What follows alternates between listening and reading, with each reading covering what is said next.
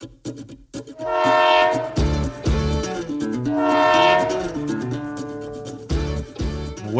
to the 266 Express. I'm John Noblet here with Donna Green. Donna, who do we have today?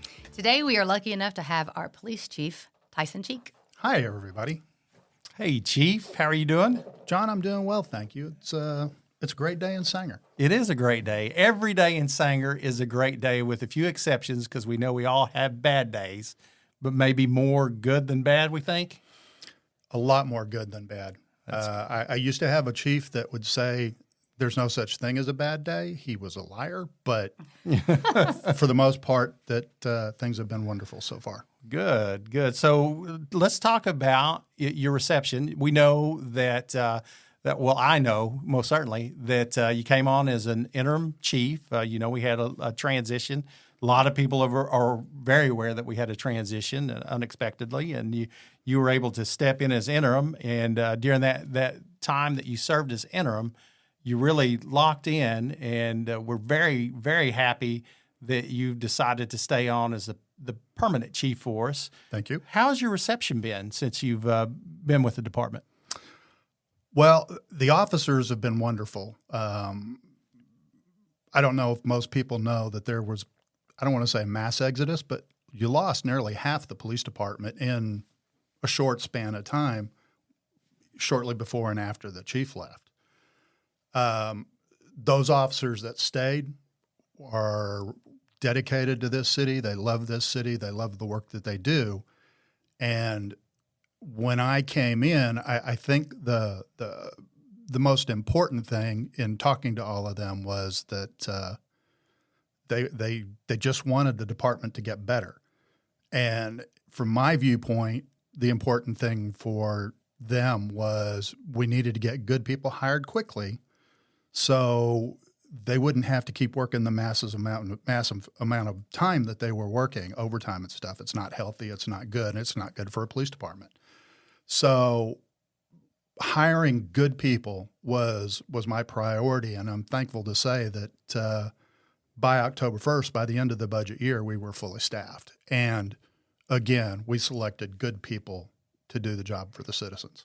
Yeah, you have. I mean, I'm very impressed with the amount of talent that you've been able to attract and bring on. And there's a lot of experience over there. Tell us a little bit about your what we refer to as your command structure, Chief. Well, what I've done was I've taken the administrative position that was originally an assistant chief. The under Chief Rhodes, that he had an assistant chief and then a lieutenant.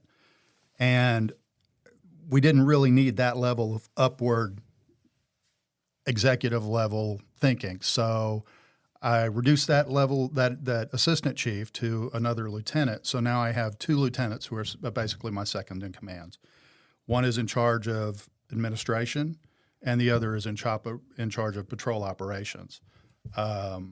Lieutenant Justin Lewis, who was basically doing the chief's job between the time Waylon left and the time I'd arrived, has been wonderful. And because coming from Fort Worth to a department like Sanger is literally, you're speaking two different languages in terms of operations and administration, I lean heavily on him for learning how the city functions and how the police department operates inside that sphere. The other lieutenant is Lieutenant Rick Reflogel, who is a retired Fort Worth officer, and he came in as an officer here before we did the selection process for the lieutenants, and he was by far the most qualified that put in for the position. He is now our operations patrol guy, and so between the three of us, we generally, when an incident comes up or when we're pondering what needs to be done or administrative decisions, we work very well together. We talk daily, and the officers love their administrative staff, their executive staff. They know that they can come talk to any of us, and the communication between us and the officers, I think, is just the biggest thing that helps us has helped put us on the right path. Wonderful. So with that, when you came in, what were the things that you immediately identified that you might want to change or we need improvement on? And conversely, what were the things that were really working great? Well, again, personnel, the people that were here were just dedicated to the city and dedicated to policing the city in such a way that people felt safe. It's just they were overworked. So the primary thing, like I mentioned before, was staffing. We had to get good people here, and we had to get them here quickly.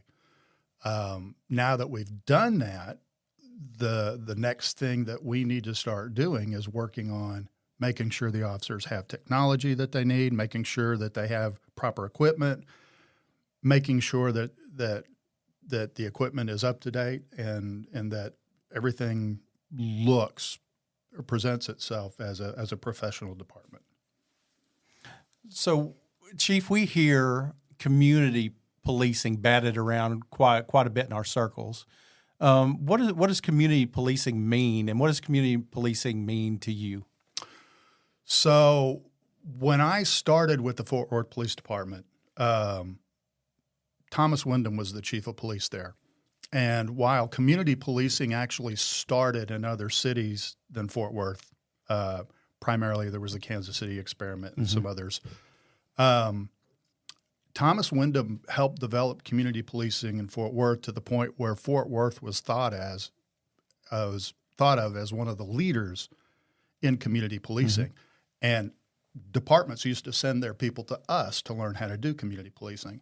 And the way I learned community policing is that you had officers who are dedicated to actually interacting with the community, not just when we have to do calls, but the idea is for officers to be able to deal with citizens in such a way that it's not primarily when we're in calls for service.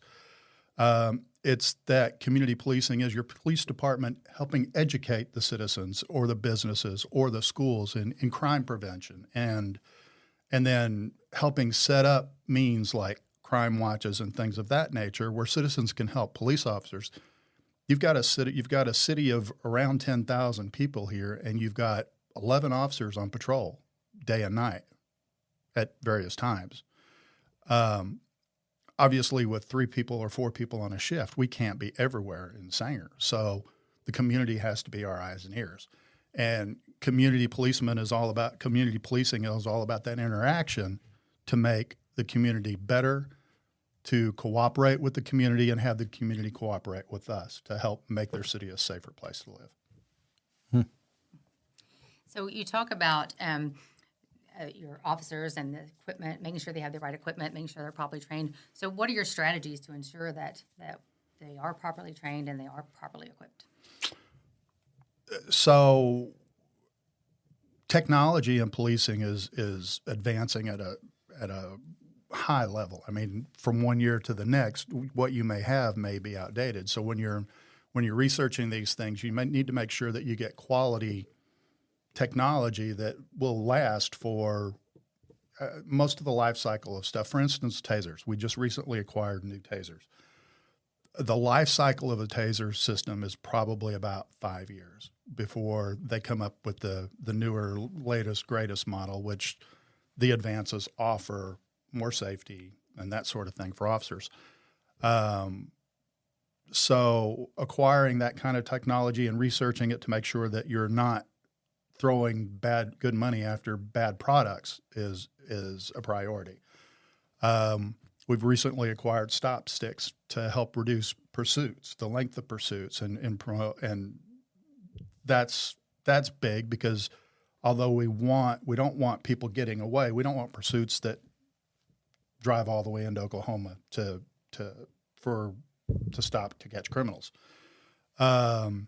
We also have body cam systems, and the body cam systems, the technology, it's not just the cameras themselves, it's the software that goes with the body cam systems and the car cam systems and what that allows you to do in terms of being more open with the public. Can you show a video but edit things out that they shouldn't see? Or do you have to hold the videos back because there's information in there you can't see, you can't block out, you can't edit those videos with? That sort of thing. That's good that you bring that up, Chief. What are your views? I mean, there's a lot of issues that various departments deal with transparency. I know, just during my administration here, we've made a commitment on our side, really to be as transparent as possible with the general public. And I know sometimes we take a little bit of heat because people still there are people that don't understand some of the challenges we have, and they don't believe we're transparent enough. But we try to be as transparent as possible. We know it's a little different with public safety, especially in your role as police chief and how policing works. What are your views on transparency, and what other things are you doing to be more transparent with the public? Well, it's my belief that we're public servants and that we should be able to give the public everything that we can.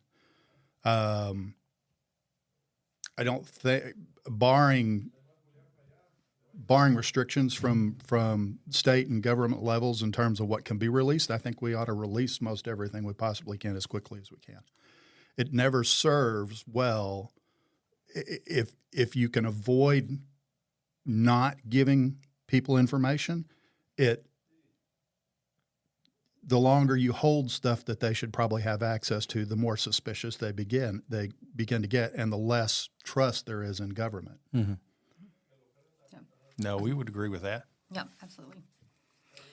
So you did come in, you hired a bunch of people really quickly. So what is your approach to recruiting, hiring, and retaining your staff? Recruiting, hiring, retaining is it's pretty well, the standards are pretty well set. You post the positions, and then basically it's just a matter of going through doing the interviews. I always want to interview people because I always want to look at them face to face, and as we're asking them questions, get a feel for not necessarily if they're being deceptive, but if they have an understanding of their history and how decisions they have made impact the things that they've done. In smaller departments like this, and I don't use this term negatively, but policing is sort of transient, and that officers go from one department to another department, versus in a large department like where I came from, people get hired and try to stay until retirement. I would like to develop that type of atmosphere here where people want to stay until they're able to retire. But in order to do that, I have to see people face to face, and then we do an in-depth background research, talking to former employers. And it's basically, like I say, seeing if people have a comprehension of what their faults may have been in their last position, and if they've had the wherewithal to actually try to fix any of those faults before I'll hire them here. Growth is always what we're looking for, growth, and then honesty and integrity and that sort of thing. Chief, if somebody was interested in becoming a law enforcement officer, specifically in Sanger, where would they go? How would that process work for them? Well, in Sanger, we're not to the point where we're hiring people and putting them through a law enforcement academy. So first off, they have to already be TCOL certified. TCOL is the licensing agency for police officers in the state. Then if we have vacancies, they'll be posted on the city website, and I believe they're posted on one of the state websites as well for law enforcement. And then it's just a matter of sending in the application with the resume and then initiating the process with us. What's that website, Donna? Do we remember? You can always go to sangertexas.org. Sangertexas.org. Yes. Sangertexas.org. Yes, we do know that one, but sangertexas.org, and you could look at the job tabs. There's if there's positions available, regardless of what department, they'll be listed there first. So ethics is a big question, Chief. With policing, ethics is a big question in public service, yes, in general, but especially in policing. And that question is one that we've discussed numerous times here in my time here. What do you do right now, or what is your strategy? I guess is the term. What is your strategy on ethics and ethics compliance for your department? Well, I guess the premise is that ethics as it applies to discipline. When we have a complaint or we have an issue, which has been extremely rare. Mm-hmm. Most of the citizen complaints that we've gotten since I've been here, I would say actually 99% of them are just somebody who's unhappy with they got a ticket, or they're making a complaint on an officer. When you look at the video, it's just absolutely not true, which is why video is an amazing thing. Mm-hmm.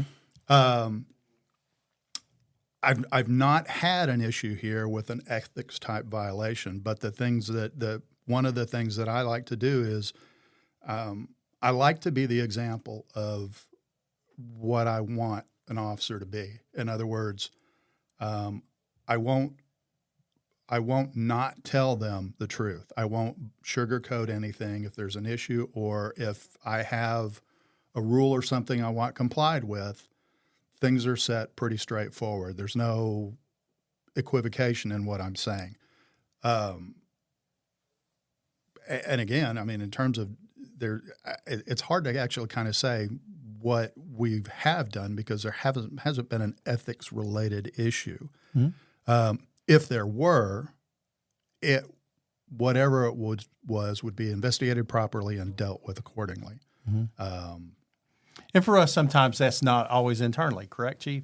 I mean, depending on the type violation that might exist, there are channels and resources that the police department has to look into those things. So if I can use an example with local recent history, one of the officers was investigated, and the former chief appropriately had it investigated by the Texas Department of Public Safety. So if it's an egregious act that rises to that level, then that's something we would avail ourselves of. Mm-hmm. And the only reason I bring that up is to make people aware that the police department does everything within their power to make sure that they are operating in the public's interest. You hear scuttlebutt every once in a while on the streets about this guy or that guy, and they're sweeping this under the rug or that under the rug, and that's just not the case. And so, and I think it's fantastic because the philosophy is the same, right? Be the person you want your people to be is the best thing that we can do for the success of whatever endeavor we've undertaken. Yeah, and one of the things that I do, no matter where I've been, in whatever position of leadership that I've been in, is I make the effort to constantly ask not only my leaders, my supervisors, but the people I'm working for, what is it you see that I'm not doing right? What is it you see that I can do better? And I take that feedback and incorporate it into the things that I'm doing as best I can. I'm not the epitome of leadership in any way, shape, or form, and I know that despite all the leadership training that I've had and all the positions that I've had, there are things that I could do better. And each new circumstance allows for change and allows for growth. So with that, so what are your overall goals and visions for the department? Let's say for the next 2 years. Again, it basically ties to growth for the department along with the growth that the city is going to have over the next 2 to 5 years. We've talked about projections and growth in population in the next 4, 6, 8 years of almost doubling the population of the city of Sanger. To some extent, I would rather see the department and the city be proactive in the growth of the department along with the city rather than having to play catch up 5 or 6 years down the road. That includes officers, vehicles, paying benefits to the officers. Those things are all going to have to be addressed in the coming years. And I mean, I know the city manager has plans for that kind of stuff already, and it's my goal to work with them to make sure that we do well with that. All components of what we're trying to do to prepare for growth. Yeah, absolutely.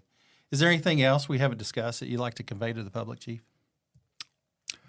I want to thank the public. I've been here since June-ish, and I've attended numerous of the public events, celebration, the Christmas event, and some of the other things.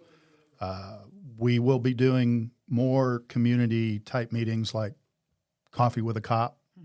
We'll be doing National Night Out this year, and I hope to see most of the public there. I can't even express my gratitude of how welcome I felt by not only the city government and the people in the department, but by the citizens that I've interacted with since I've been here. I haven't had a negative comment yet. I mean, it's a chief's position. I'm sure there may be some coming, but yeah, the citizens have been wonderful, and I want this department to represent this city as best it possibly can, and I want it to be a department that the city can be proud of. Well, Chief, I have no doubt under your leadership that those are all achievable things. Thank you. Yes, thank you. Well, Chief, again, we want to thank you for coming on and being with us today. Absolutely. We really appreciate your time. Thank you for having me. Certainly. And you've been listening to the 266 Express.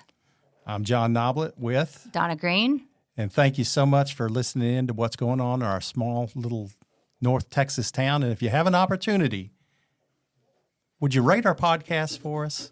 We've been doing this a while now. Maybe a little rating would help us out. Subscribe if you would, because we'd like everybody to know what we know in Sanger. Life is good.